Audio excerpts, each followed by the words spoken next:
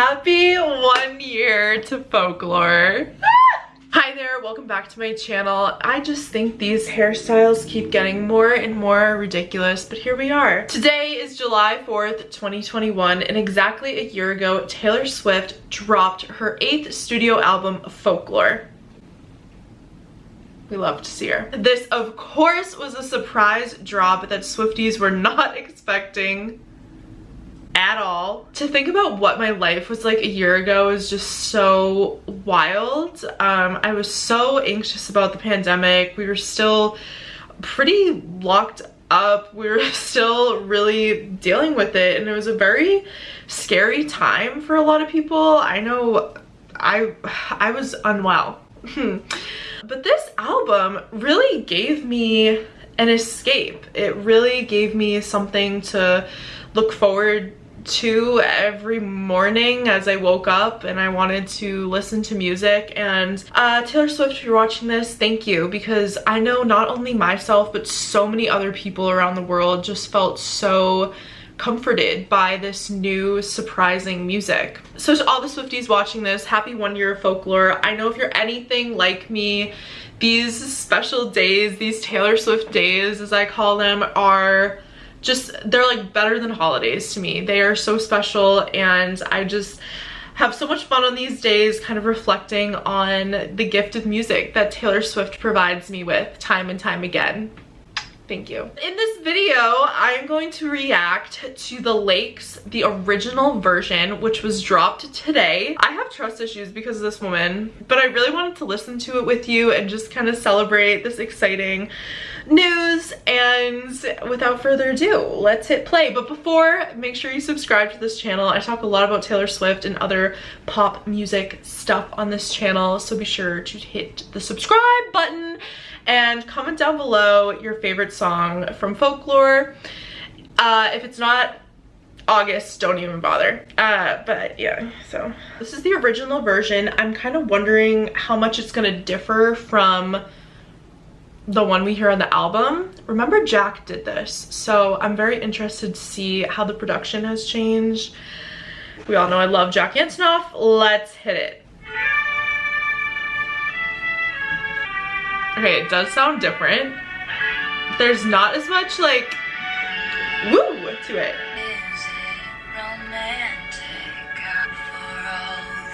It's slower, right? It's definitely slower.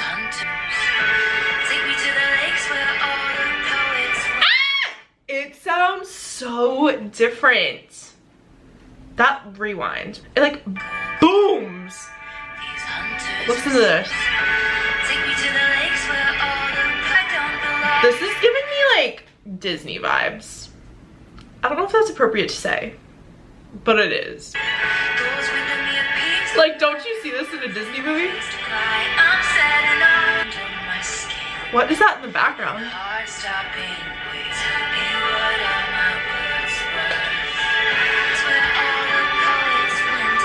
Is she going, ah? I like that, I like that, I like that.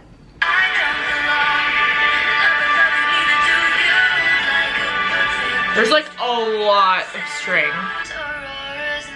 Okay, this sounds similar, this sounds similar.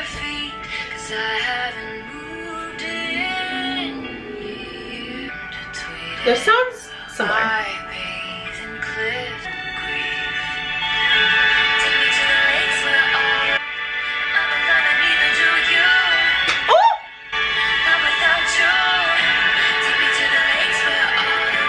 Does it repeat in the original? I don't think so.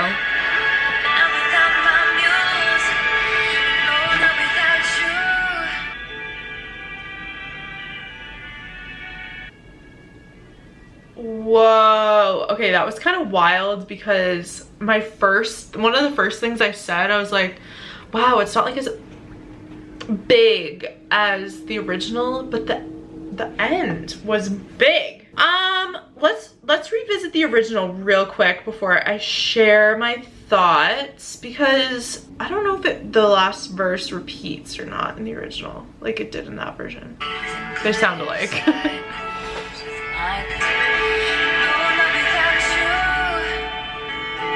Yeah, I don't think it repeats. The original version is a little longer than the one that we know and love on the album. Just some information for you. The original version, the one we just listened to all the way, is more so that like alternative kind of folky sounding sound of a song, whereas the one we hear on the album is more poppy, if you will, maybe.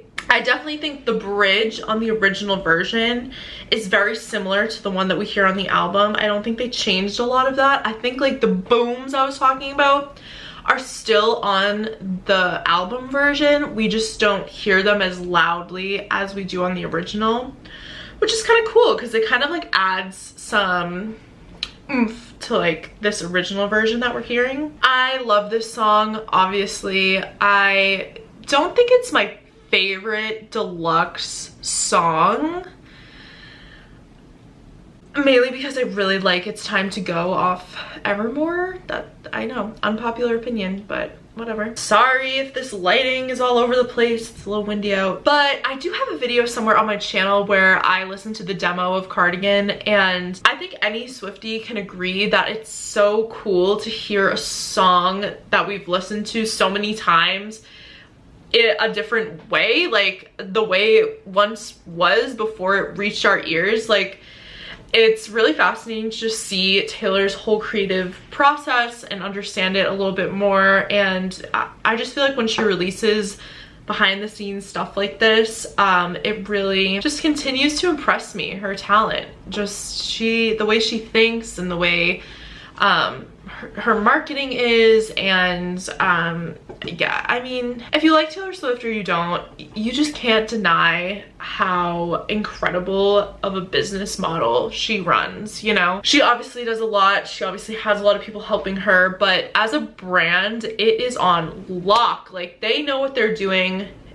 They're all on the same page over there. And as a fan, something like this being released on the year anniversary is just so fun. It's just a little nod to Folklore. And, you know, that brings up my next point. Are we ever gonna see these songs live? I am on the edge of my seat seeing when she's gonna announce a tour or any kind of performance, because I also feel like, based on like my own friend group and stuff, like a lot of people like her a lot more now. Like, I feel like Folklore really grabbed a lot of people's attention that weren't originally big Taylor Swift fans, which is so interesting that like that is the album that like really captivated people. But again, we were all like home, not really doing much. A lot of people, I think, you know, gave the album a chance and listened to it, and in return she gained a bigger fan base, if that's even possible. So obviously there's so many people who want to see her live. There's so many fans, me, who had Loverfest tickets that didn't get to go and just are itching to get back to a Taylor Swift concert. We'll see. We'll see where the road takes us. Taylor, I support whatever you do. I also think it's smart to wait a little bit, you know? Like, so many people are touring. Like, Taylor Swift will sell whenever she tours. So no rush, T Swift, but we're waiting for it. We're excited for it. And I mean, Loverfest remains a mystery. So I really wonder what she's gonna do with Folklore and Evermore. I feel like she should do something combined, you know? I don't know. Also, in other Taylor Swift news, she is not submitting Fearless to the Grammys, if you didn't hear, which I feel interesting about. But I get why she didn't submit them. But I love Evermore. If you watch this channel regularly, you probably know that. And I'm excited to see Evermore kind of have its moment. I really want to win a Grammy, but we'll see. Okay, I feel like I'm just babbling at this point, but I could literally talk about this stuff forever. But if you want to talk more, follow me on Instagram, subscribe to this channel, go drive around and listen to Folklore. I already did that today. I went on a long drive and just listened to the entire thing. And right now I'm going to go watch the Long Pond sessions, obviously. How else would we spend today? There's no other way. And yes, I will cry to August, so.